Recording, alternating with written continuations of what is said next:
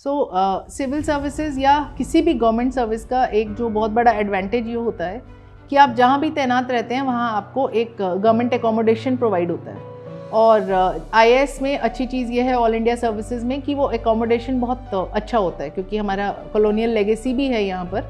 जैसे उत्तर प्रदेश में जो डीएम्स एंड कमिश्नर्स के हाउसेज हैं, they are very good.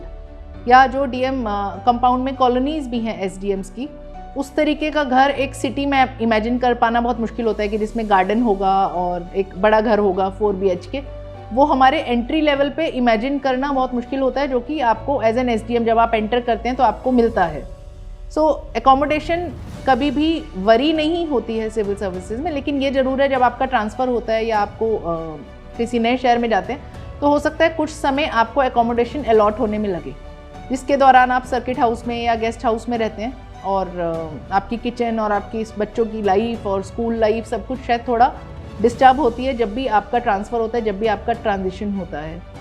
Vehicle के बारे में मैं बताना चाहूँगी कि व्हीकल का जो कॉन्सेप्ट है, व्हीकल का concept is attached to the post, कि आपको जहाँ फील्ड वर्क करना है वहाँ व्हीकल 99% अवेलेबल रहती है। ऐसा 1% ऐसा भी हो सकता है कि vehicle met with an accident या ऑब्सोलीट हो गई हो, तो एक नई व्हीकल आने के प्रोसेस में हो, तो 1% केसेस ऐसे भी होते हैं कि किसी पोजीशन पे कई बार व्हीकल की भी प्रॉब्लम्स आ सकती हैं जूनियर लेवल पे, एसडीएमशिप में, सीडीओशिप में।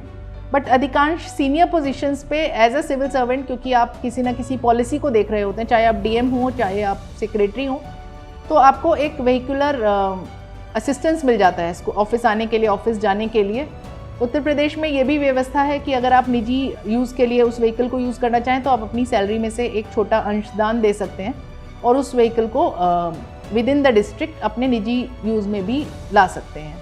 तो ये घर और व्हीकल जो कि किसी भी प्राइवेट नौकरी करने वाले व्यक्ति का बहुत मेजर चंक होता है सैलरी का, वो हमारे को प्रोवाइडेड फॉर होता है कहीं ना कहीं।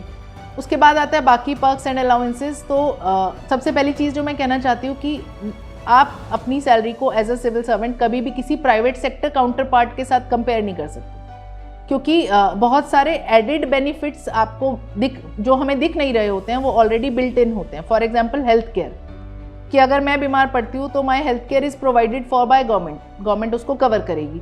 ये चीज़ एक प्राइवेट सेक्टर के व्यक्ति को शायद हेल्थ इंश्योरेंस खरीदना पड़ता है या प्राइवेट हेल्थ केयर लेना पड़ता है। और जैसे मैंने बताया कि व्हीकल और हाउस रेंट एक बहुत बड़ा एलोकेशन जो कि किसी प्राइवेट व्यक्ति की सैलरी का घर में और व्हीकल में जाता है। फिर बच्चों की स्कूली शिक्षा, तो बहुत बड़ा एक अलाउंस वो भी मिलता है जिसमें कि आप लोगों के बच्चों की कहीं ना कहीं शिक्षा का कुछ, I would say around 50% expenses cover हो जाते हैं। तो कहीं ना कहीं उसमें भी हम लोगों को असिस्टेंस मिल जाती है।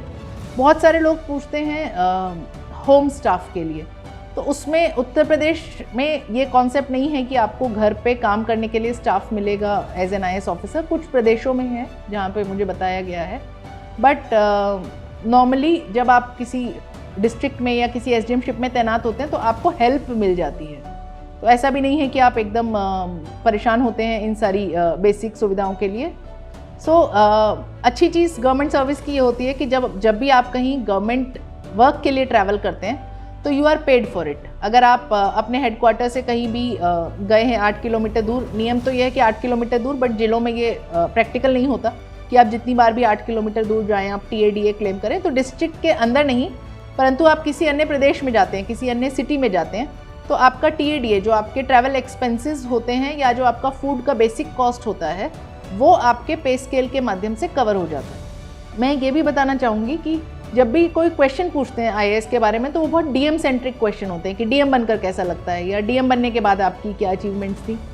कहीं ना कहीं हम ये भूल जाते हैं कि हमारा जो अपॉइंटमेंट हुआ है वो एज डीएम नहीं हुआ है, हमारा appointment as a civil servant हुआ है, और अगर मैं उसको और प्रिसाइज टर्म्स में कहूँ तो एग्जीक्यूटिव ऑफिसर के रूप में, जिसका काम है सरकार की पॉलिसीज़ को एग्जीक्यूट करना। तो डीएमशिप बहुत एन्जॉयबल होती है, आपको फील्ड का एक्सपीरियंस मिलता है, आप एक पोजीशन ऑफ पावर में होते हैं।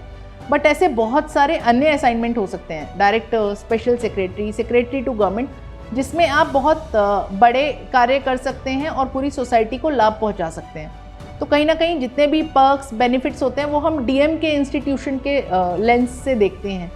मेरा उसमें अनुरोध ये रहता है कि जो भी सिविल सर्विसेज के लिए प्रिपेयर कर रहा है कि डीएम एक फेज़ होता है सिविल सर्विसेज में, आईएएस में एक फेज़ रहता है जिसमें आप डीएम के रूप में कार्य करते हैं। उससे पहले और उसके आगे के भी फेजेस बहुत इंपॉर्टेंट हैं और बहुत मीनिंगफुल है। आप बहुत सारा अच्छा काम कर सकते हैं एसडीएम के रूप में भी, और आप बहुत अच्छी पॉलिसीज़ पूरे प्रदेश के लिए बना सकते हैं सचिव के रूप में भी। तो कहीं ना कहीं हमारा जो पूरा का पूरा आईएएस का थिंकिंग है डीएम वर्ड पर सेंट्रिक है।